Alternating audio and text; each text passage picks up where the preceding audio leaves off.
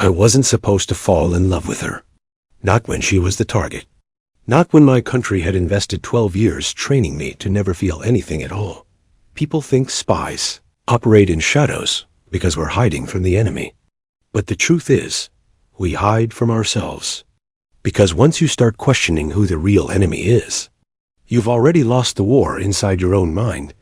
My name is Jason Ward, and I used to be one of the most decorated counterterrorism officers in the CIA's Near East Division. Used to be Dubai. 2011. The city smelled like ambition and gasoline. Glass towers climbing toward a sun that never forgave. Streets crowded with people running from something or toward something they could never name.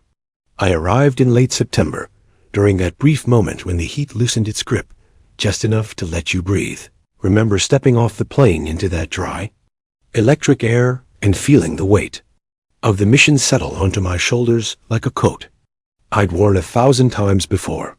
Familiar, heavy, mine. Safe House was a 2-bedroom apartment overlooking the marina.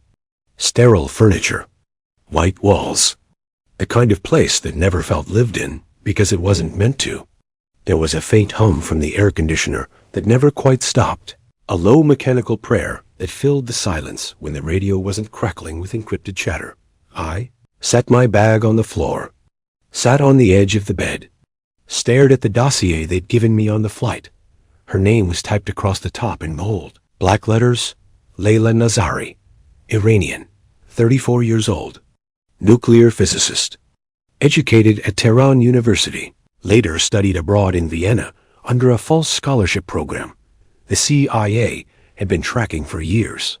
Suspected of working with the Ministry of Intelligence and Security, the MOIS, to smuggle enriched uranium specifications to undisclosed buyers. Possibly connected to Hezbollah. Possibly freelance. The intel was murky, but the threat assessment was clear. High priority. Immediate action required. Her photo was clipped to the inside cover. Dark eyes, sharp features. Hair pulled back in a way that looked practical, not decorative. She wasn't smiling. There was something in her expression. Not defiance, not fear. Something else. Something I couldn't name yet. I closed the file. I'd done this before. 13 times, to be exact. Honey traps, sting operations, infiltration jobs that required me to become someone I wasn't, so I could get close to someone who thought they were safe. It's a skill the agency values more than marksmanship or languages or even loyalty. The ability to lie so convincingly that you start to believe it yourself.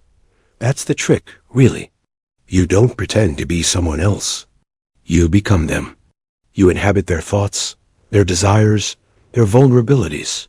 You let that false identity breathe inside you until the line between the lie and the truth disappears. And then, when the mission ends, you're supposed to step back across that line. Most of the time. I did. I grew up in Virginia. Fairfax County. Middle-class neighborhood where everyone's father either worked for the government or a contractor that billed the government. Mine was NSA, Signals Intelligence Desk Analyst. He never talked about his work. None of them did. You learned early that silence wasn't rude. It was survival. I was 17 when I decided I wanted to serve. Not out of patriotism exactly, though that's what I told myself, but out of something quieter. A need to matter. To be part of something larger than the suburban sprawl and the sameness of every street corner that looked like the last.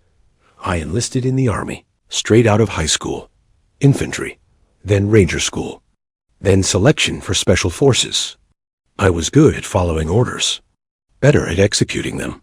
I learned to compartmentalize, to shut off the parts of me that asked too many questions, to move through the world like a weapon with a single purpose. The agency found me in Afghanistan. 2005. I was running counterinsurgency.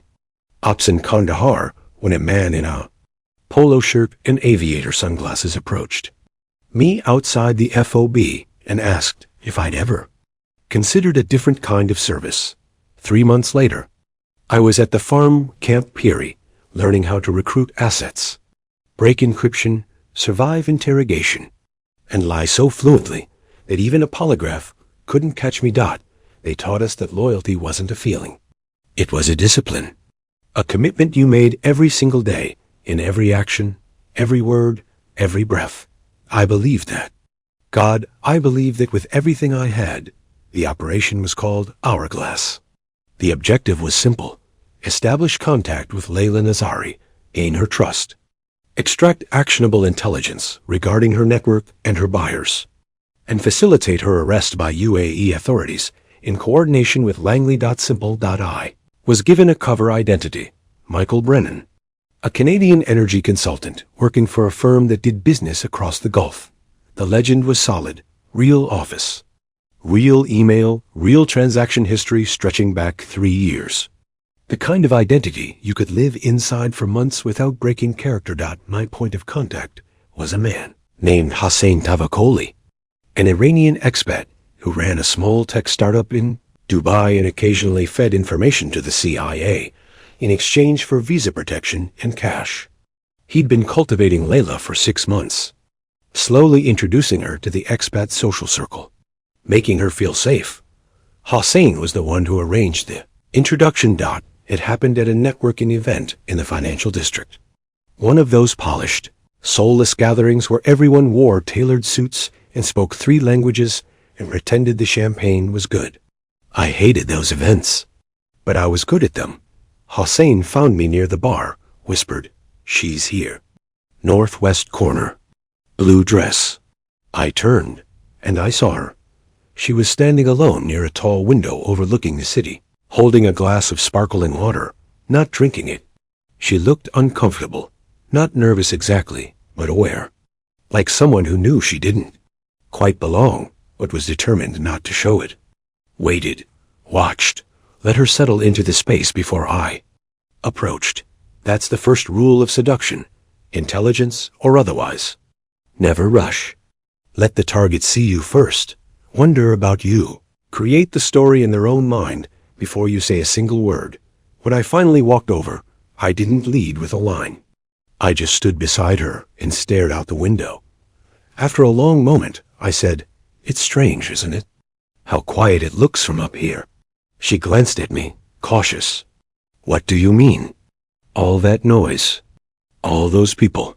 From this distance, it just looks." Still, she considered that. Then, almost reluctantly, she smiled. Like watching something that's already happened. Exactly. That was the moment I should have felt in control. The moment I should have recognized as the beginning of a carefully constructed operation. But instead, I felt something else. Curiosity. We spoke for 20 minutes. Small talk, surface-level pleasantries. I asked where she was from. She said Tehran, but had been living abroad for years. I told her I worked in energy consulting, navigating the complexities of Gulf markets. She nodded politely, but didn't offer much about herself. That's when I knew she was trained. Not heavily. She wasn't a field officer, but someone had taught her to deflect, to keep conversations light, to never give more than necessary. Before we parted, I gave her my card. Michael Brennan. Real number. Real email. "If you ever want to talk about something other than how quiet the city looks," I said, "feel free to reach out." She took the card, studied it for a second longer than necessary. "I might," she said, and then she walked away. 3 days later, she emailed me. It was brief, professional. She mentioned she was working on a research project related to renewable energy infrastructure and thought I might have insights worth discussing. Could we meet for coffee? I replied within the hour, suggested a cafe in Jumeirah. Neutral ground. Public, but not too crowded. Langley approved the meet. My handler, a woman named Diane Cortez, 22-year veteran, cold as February steel, reminded me over encrypted comms that this was an intelligence operation, not a friendship. Get her talking, she said. Find the gaps. Exploit them. That's all. I said I understood. The cafe was one of those places designed to look authentic, but wasn't exposed brick. Edison bulbs, baristas who spoke 4 languages and smiled like they were paid to. Layla was already there when I arrived, sitting near the back, laptop open, a notebook beside her covered in handwritten notes. I ordered an espresso, sat down across from her. "Thank you for meeting me," she said. "Of course. I'm curious what you're working on." She hesitated. Then she started talking. At first, it was academic. Energy grids, solar panel efficiency, the logistical challenges of implementing renewable infrastructure in regions with unstable political climates. She spoke carefully, precisely, like someone who'd spent years learning to measure every word. But as the conversation deepened, something shifted. She started talking about Iran, not as a geopolitical entity, but as a place. She described the mountains outside Tehran, the way the light hit them in the early morning.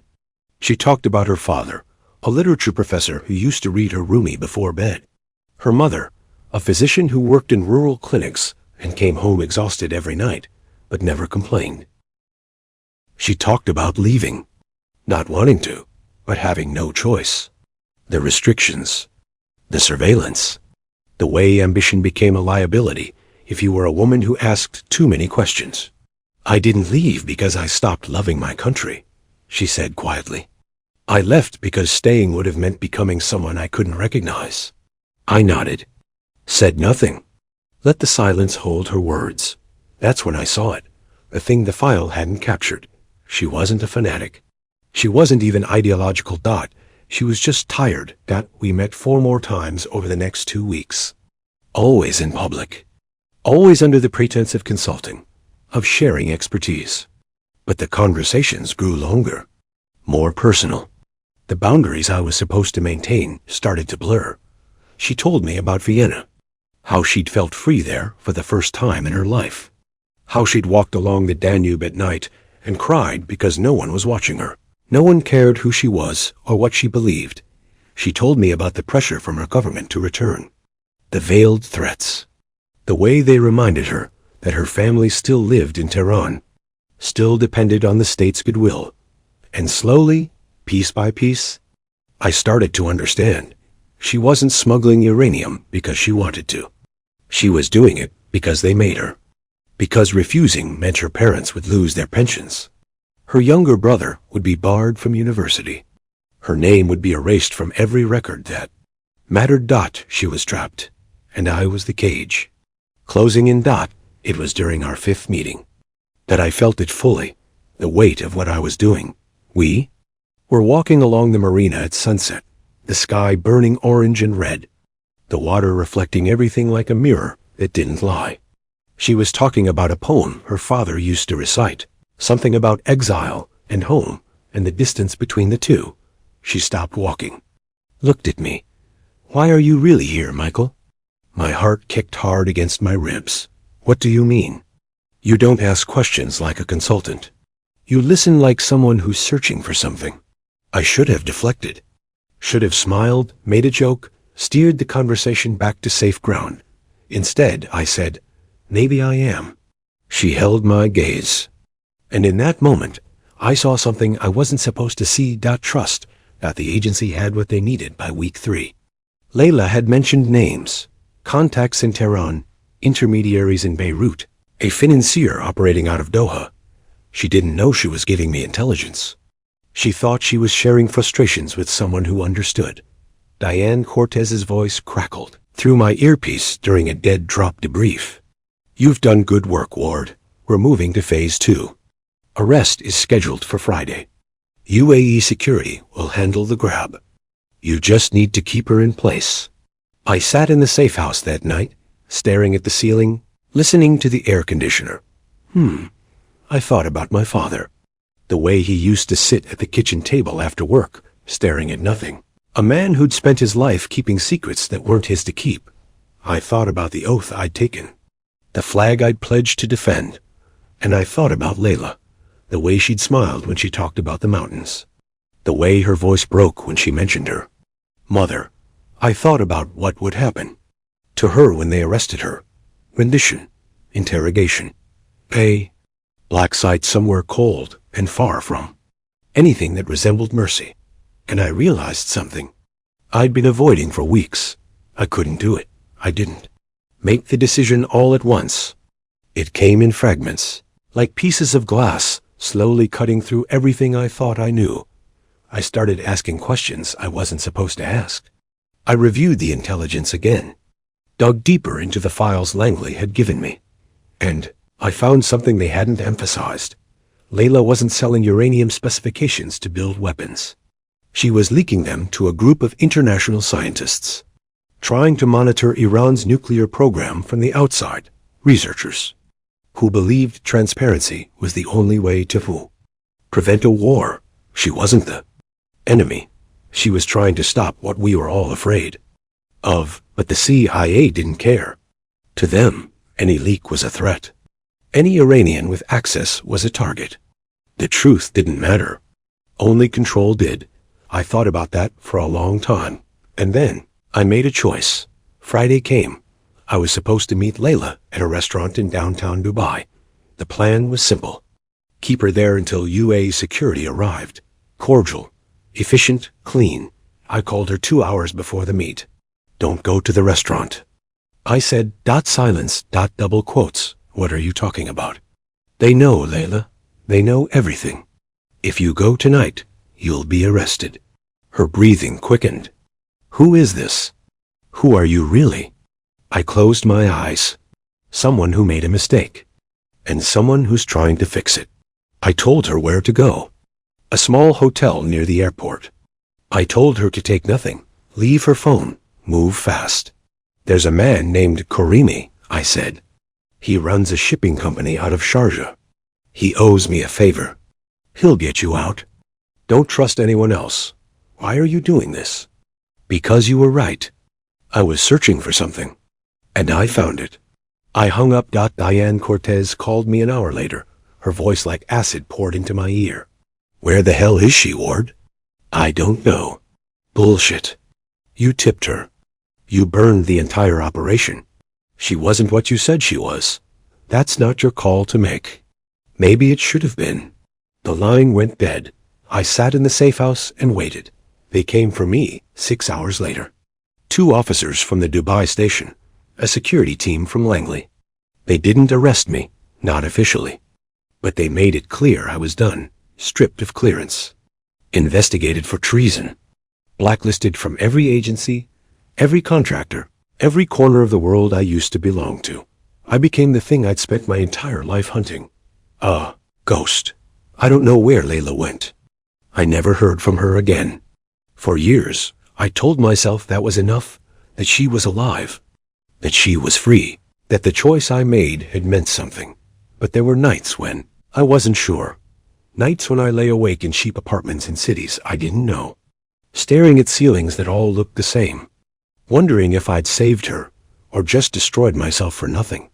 I drank too much, moved too often, took jobs that didn't ask questions, security consulting, private investigation, things that let me use pieces of the skills I used to have without ever acknowledging who I used to be. People ask sometimes how I ended up like this. Why a man with my background was working night shifts at a freight company in Lisbon. Why I looked over my shoulder in grocery stores. Why I never talked about where I'd been. I never told them because the truth was too big, too complicated, too full of contradictions. I still hadn't reconciled. I'd betrayed my country to save one person, and I didn't know if that made me a traitor or the only honest man in the room. The call came in 2018. It was late. I was living in Athens by then, a small flat near Exarchy, the kind of neighborhood where no one cared who you were, as long as you paid rent and kept your head down. The number was unlisted. I almost didn't answer, but something made me pick up. A man's voice, calm, professional. Mr. Ward? Who's asking? Someone who thinks you should know that your sacrifice wasn't wasted. My blood went cold. What are you talking about? Turn on the news. BBC International. There's a story you'll want to see. The line went dead. I turned on the television, scrolled through channels until I found it. Diplomatic summit. Geneva. Representatives from 6 countries sitting around a table, signing a framework agreement aimed at reducing nuclear tensions in the Middle East. The camera panned across the room. And there she was, Layla Nazari. Older now, hair shorter, but unmistakably her. She was sitting beside a European envoy, translating, facilitating, helping to broker a conversation that might actually prevent the war she'd spent years trying to stop. The anchor's voice explained. Dr. Nazari, an independent nuclear scientist and peace advocate, had played a key role in building trust between Western officials and Iranian moderates, providing crucial technical insight that bridged decades of mistrust. I sat there, staring, and for the first time in 7 years, I felt something I'd almost forgotten. Relief that I never reached out, never tried to find her. That wasn't the point. The point was that she was alive, that the work she'd been trying to do, the work they wanted to punish her for, had mattered, that the choice I made, the oath I broke, the life I gave up, it hadn't been for nothing. They say loyalty is the highest virtue in intelligence work, that without it, the entire system collapses. And maybe they're right. But I learned something else in Dubai, something they don't teach you at the farm, something you can't find in a manual or a briefing or 100 hours of interrogation. Resistance training. Loyalty isn't just about who you serve, it's about what you protect. And sometimes, the most loyal thing you can do is to break every rule you were ever taught, not because you stopped believing in your country, but because you started believing in something bigger. I used to think betrayal was a single moment, a choice, a line you crossed and never came back from. But now I know better. Betrayal is slow. It's 1,000 small compromises, 100 quiet justifications, a lifetime of telling yourself that the mission matters more than the person standing in front of you. And the real tragedy isn't that people betray their countries. It's that countries ask them to betray themselves first. I don't regret what I did. I wish I could say I wrestled with it more, that the decision tore me apart in some cinematic, poetic way. But the truth is simpler than that. When I heard her voice on the phone that night, the fear, the confusion, the quiet hope that maybe, just maybe, I was telling the truth. I knew I couldn't be the person who destroyed her. Not for the agency, not for the mission, not for a file that reduced a human being to a threat assessment in a photograph. Maybe that makes me weak. Maybe it makes me a traitor. Or maybe it just makes me human. I think about her sometimes. Wonder if she remembers me. If she knows what I gave up. If she ever understood that Michael Brennan wasn't real. But the choice he made was. I hope she doesn't. I hope she got to build a life free from all of it. Free from the weight of secrets. The violence of borders. The suffocating logic that says some lives matter more than others. I hope she stood on a mountain somewhere and felt the wind and didn't think about me at all, because that's what freedom is. Not being remembered by the ghosts who tried to cage you. I don't know if I'll ever be free. I live quietly now. I move often. I've learned to recognize the signs, the car that parks too long, the face that appears twice in different places, the phone call that disconnects too quickly. They haven't come for me. Not yet. Maybe they decided I wasn't worth it. Maybe they're just waiting. Either way, I'm not the man I used to be. I used to believe in clarity. Right and wrong. US and them. The mission and the cost. Now, I believe in something messier. I believe that the world is full of people trying to survive systems that were never designed to let them breathe. I believe that loyalty without conscience is just obedience. And I believe that sometimes the most dangerous thing you can do is to stop lying to yourself, to your country, to the person across the table who's supposed to be your enemy, but looks a lot more like your reflection. There's a cafe in Athens I go to sometimes. Small place. Old furniture. Coffee that's too strong, and pastries that are too sweet. I sit by the window and watch people pass. I see mothers with strollers. Students arguing in Greek I barely understand. Old men reading newspapers that tell the same stories in different words. I think about Layla.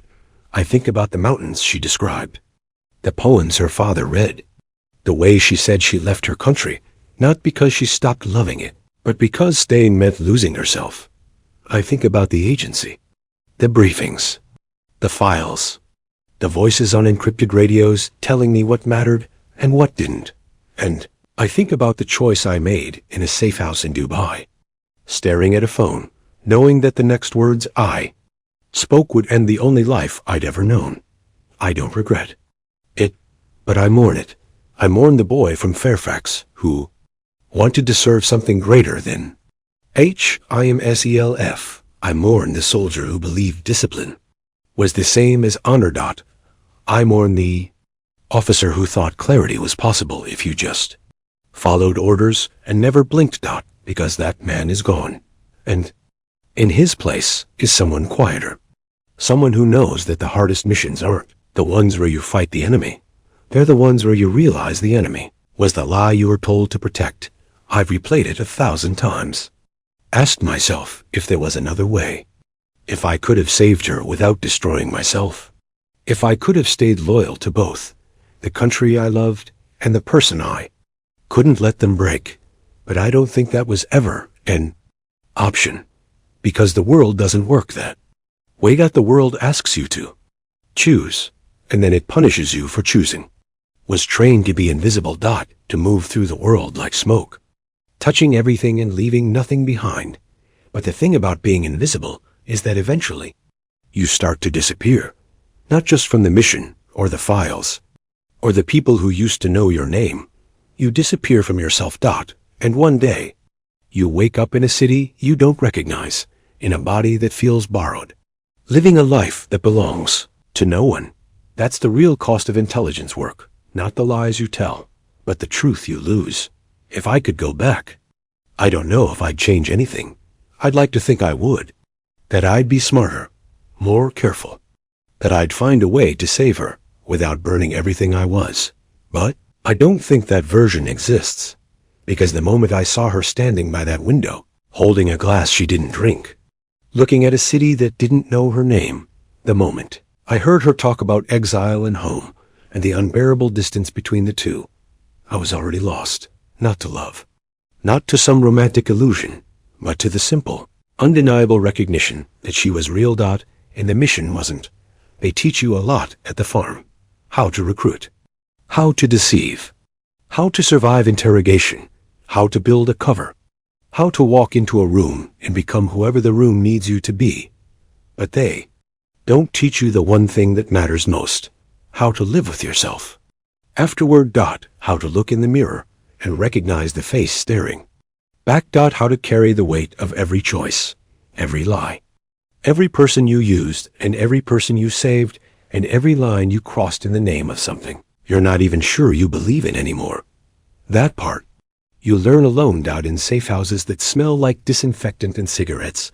In cities where nobody knows your name. In the long, silent hours before dawn, when the only sound is your own breathing and the question you can't stop asking. Was it worth it? I used to think I knew the answer. I used to think serving my country was enough. That the mission justified the cost. That if I did my job well, if I stayed loyal, if I never questioned the orders or the briefings or the cold, clinical logic that turned people into targets, then I'd matter. Then I'd be worth something. But I know now that's not how it works. You don't matter because you serve. You matter because you choose what to protect when everything you were taught tells you to let it burn. I don't talk to anyone from that life anymore. The people I trained with, the officers I served alongside, the handlers who guided me through a dozen operations across 3 continents, they are gone.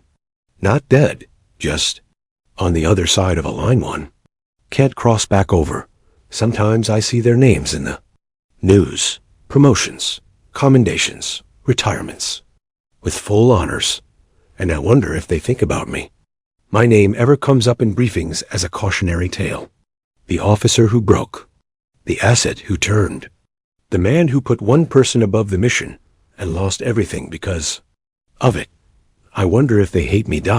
Or if they just don't think about me at all. There's a moment in every operation when you realize the person you're targeting isn't what the file said they were. When now, 2-dimensional sketch you've been given, terrorist, spy, smuggler, threat, suddenly gains depth, becomes 3-dimensional, becomes human. Most officers push through that moment. They compartmentalize. They remind themselves of the mission, the stakes, the bigger picture. But every now and then, someone DOESN single quotes T dot every now and then. Someone looks across the table and sees not a target, but a person. And that's when everything falls apart. I used to think falling apart was failure. Now I think it might be the only honest thing I ever did. Layla once told me about a concept in Persian poetry called gorabat. It doesn't translate cleanly, but it means something like the ache of being far from home, not just physically, but spiritually. The feeling of being in exile, even when you're standing in the place you were born. She said her father used to describe it as carrying your homeland in your chest like a wound that never heals. I didn't understand it then, but I do now. Carry Dubai in my chest, the marina at sunset, the hum of the safe house air conditioner, the cafe where we talked about Rumi and renewable energy in exile. I carry the sound of her voice when I called her that last time. The fear, the confusion, the fragile, desperate hope. I carry the moment I chose. Her over everything I thought I believed in. And I carry the weight of knowing I'd do it again. People think betrayal is about loyalty, but it's not. It's about love. Not romantic love, though that's part of it sometimes, but the deeper kind. The kind that sees another person and refuses to look away, refuses to reduce them, refuses to let them become collateral damage in someone else's strategy. That's the love the system can't survive, because once you start seeing people, really seeing them, not as assets or threats or intelligence opportunities, but as people, the mission stops making sense. The files stop making sense. The whole architecture of lies and leverage and cold, necessary violence stops making sense, and you're left standing in the ruins, holding the one thing you managed to save, hoping it was enough. I don't know if Layla thinks about me. I don't know if she understands what I gave up, or if she even knows my real name. But I saw her on that screen in 2018, sitting at a table in Geneva, doing the work she always believed in. And I knew it was enough. Not enough to fix what I lost, not enough to make me whole again, but enough to live with. There's a line from Rumi that Layla quoted once, something her father used to say when the world felt too heavy. Asterisk, the wound is the place where the light enters. You. Asterisk, I didn't believe it when she said it, but I think I'm starting to. I'm not a hero. Didn't save the world. Didn't stop a war. Didn't expose some grand conspiracy or take down a network of evil masterminds. I just helped one person escape a trap. I was part of building that. And in doing so, I lost everything. My career, my identity, my place in the only world I'd ever known. But I also found something. I found the line where loyalty ends and conscience begins. I found the point where the mission stops being a mission and starts being a choice about who you want to be when no one's watching.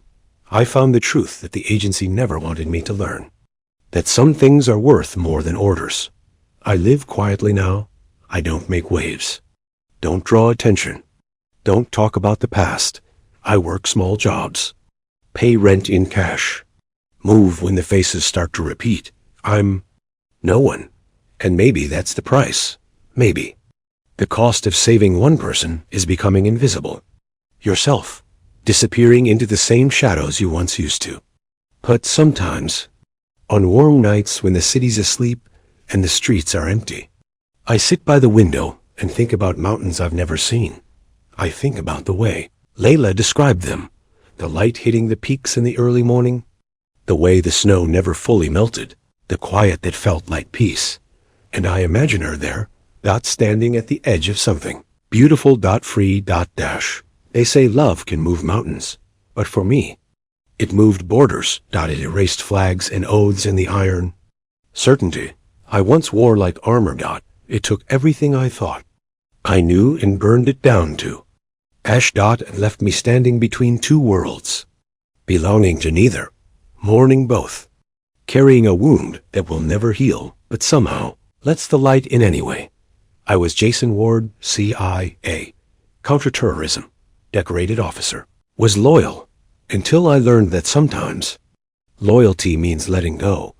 And if you ask me now, after all these years, if I'd do it again, if I'd make the same call, burn the same bridges, lose the same life, I'd say yes, not because I'm proud, but because I'm finally, after all this time, awake.